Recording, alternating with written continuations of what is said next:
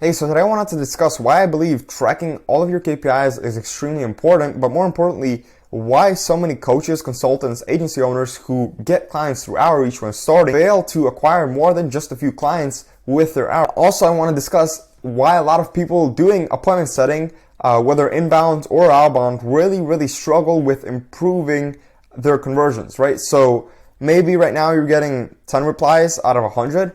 And you can't really improve that. You don't really know why you can improve it. You don't really know how you can improve it. And this is the biggest culprit in the why you're failing to get higher numbers with your appointment setting and with your outreach. And it all comes down to tracking your outreach. So I've never really seen a better tracking sheet than this. Now there are software that you can pay like $50, $100, $200 per month to track your outreach, but that's not really efficient, especially if you're an appointment setter.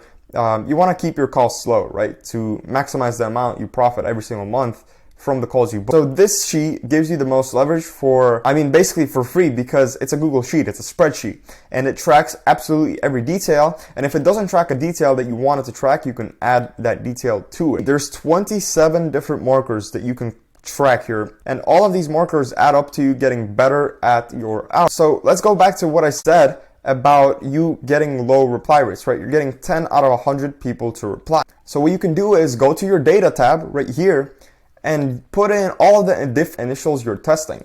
Now, if you're just beginning to do outreach, or if you've been doing outreach for some time, but you want to still improve and you're not testing different messages, you're kind of screwing yourself over from the start. Because again, if you want to improve a specific chain in the entire sales process, you need to focus on it and actually test as much as possible to find what is that best variation of that chain so that you can overcome that constraint. So here we were testing multiple messages, 16 different messages. This was done with automation. Because we were doing automation, it wasn't like one person testing all these messages. That wouldn't really be possible. But the way this works is, let's say you have, you're testing all of these messages, and for every message, as a rule of thumb, you should send 300 to 400 messages to test that message, right? To test that against the other messages. So you're sending 400 messages for each one of these messages. And now every time you get a reply, you increase this number by 1. Very simple stuff, right? But because of doing this, after sending 400 messages on every message, you're going to know which message is performing the best, instead of guessing which message is performing the best or trying to track these things in your head, which really doesn't work. Because when you try to track things in your head, way too often it becomes based on feeling instead of logic. You come to conclusions based off your feelings because you feel like this message can perform better, or you just like this message more, rather than looking at because outreach and appointment setting is a numbers game. So you always need to look at the numbers, right? So now you'll be able to solve that reply constraint. Now let's say you're getting ghosted after your reply. So what do you need to do? You need to follow up. When you send an initial and you get ghosted by someone, you start following up. Usually it's a 3-time follow-up sequence.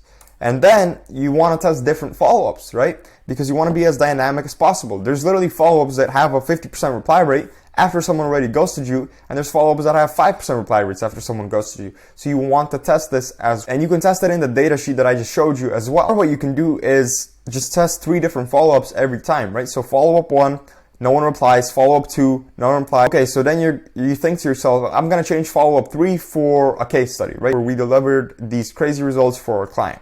So you're going to do follow-up 1, follow-up 2, and then follow-up 3, and then boom, you get all of these replies, and you start tracking. And then you're like, okay, I've dialed in follow-up 3, so let's dial in follow-up 2 now. So you change follow-up 2 for, let's say, some funny meme, and you can test these memes around. That's what the data sheet is for, so that you can track which memes perform the best. And then you get better replies from one follow-up meme rather than the other. And then you have the convo. Once the person engages in the convo, they're in the convo.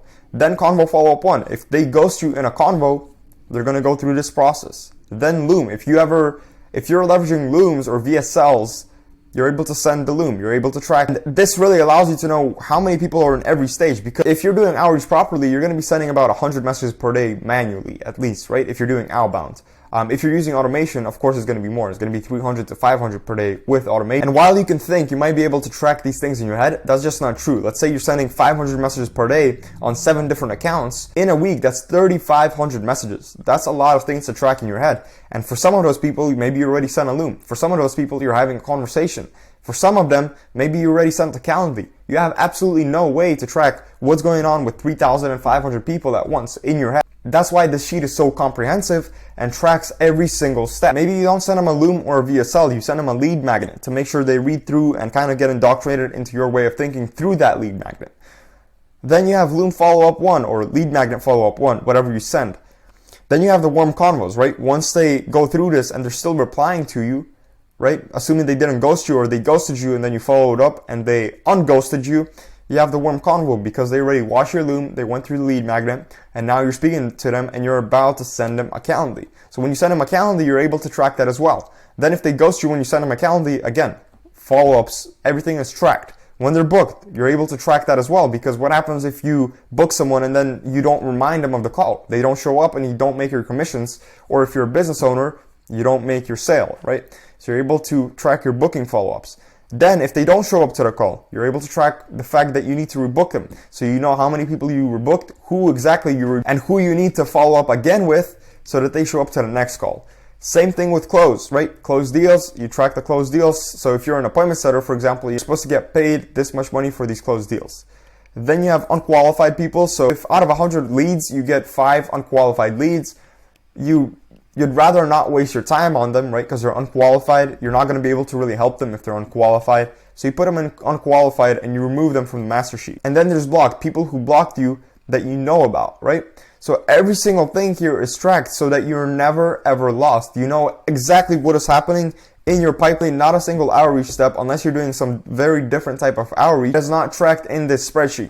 So how do you actually move leads around, right? That is the last thing I wanted to cover. Paste this lead in usernames. Now you see when you paste this lead in usernames, so when you send them a message, right? This is when the initial message is sent.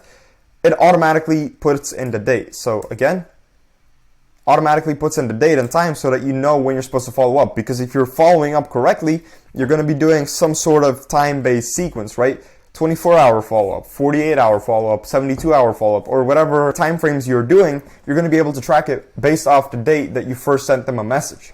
Then you're able to track which account you actually sent, so that if you remember about this lead, you're not going to have to scramble around your accounts looking for the username, going through all of the messages trying to find this exact lead. So you track account 1. Okay, so I'm going to go to account 1 if I need to follow up with this specific lead.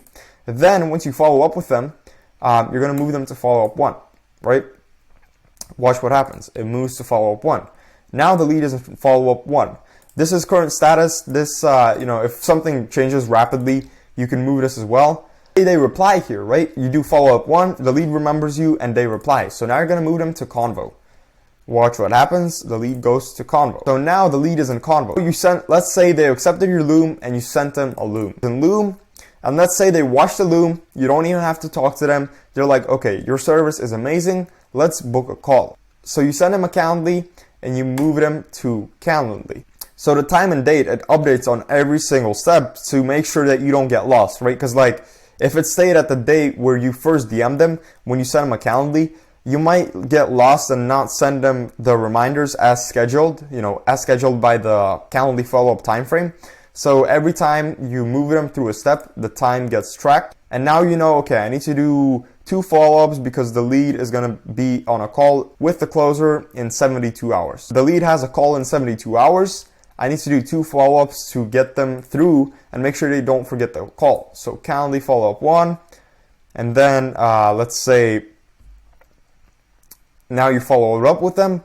Let's say they showed up, and let's say that they showed up to the call now and they get closed. So now they are in closed because they got closed, and now you know you're going to collect your commissions for them if you're an appointment setter, or that you close this lead as a business owner. As you see, every single outreach step is tracked in this sheet. Nothing is left untracked, and this is exactly how you know your numbers. You know the exact numbers, and you know which step you need to optimize in order for those numbers to improve. Hopefully this sheet helps you improve your numbers and improve your outreach and start collecting more commissions or closing more deals. Again, this entire sheet is in the Discord, which is linked down below. Thank you for watching. Leave a comment. I believe that's what increases the engagement. Maybe like the video if you found it valuable, and have an amazing